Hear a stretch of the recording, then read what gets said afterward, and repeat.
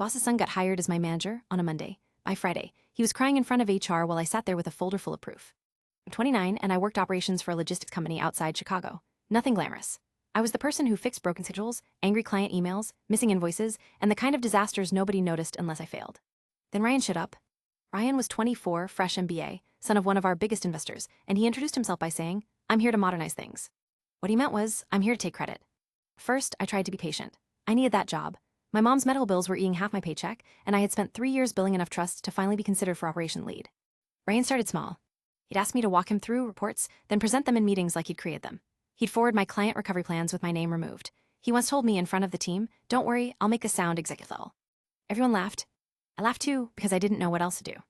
And one Thursday night, I stayed until 10 p.m. fixing a warehouse routing error that would have cost us a major client.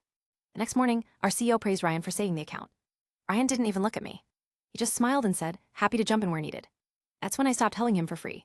For the next 2 weeks, every time Ryan asked for something, I sent it by email. Every correction, every warning, every "this will break if you change it." Then he announced his big efficiency plan. He wanted to cut weekend coverage, automate client escalation emails, and reroute high-priority shipments through a cheaper vendor his dad apparently knew. I told him in writing it would fail. He replied, "Noted, but leadership requires bold decisions." So I got very bold. I stopped quietly fixing his mistakes. At Saturday, the system did exactly what I warned him it would do. 3 urgent metal shipments got delayed, 2 clients escalated, 1 threatened to terminate their contract. On Monday morning, Ryan was blaming me. In the leadership meeting, he said, "I delegated execution to her, and she dropped the ball." My whole body went cold. And he added, "Honestly, this is why legacy employees resist innovation." Legacy employee. I was 29. The room went silent, and our COO turned to me. I opened my laptop and said, "Can I share my screen?" Ryan actually smirked. I pulled up the email chain where I warned him about every single failure point. Then I showed the timestamped Slack messages where he told me not to interfere. Then I showed the vendor connection. The cheaper vendor was owned by Ryan's uncle. Nobody moved. Ryan's face went from pink to gray. He started staring. That's not what this is. So I clicked one more file.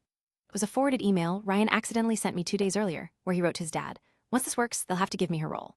That was the moment the room changed. The COO closed his notebook and said, "Ryan, step outside." He didn't step outside. He started yelling that I had set him up, that I was bitter, that people like me were too emotional for leadership. HR asked him to stop talking. He didn't. That helped.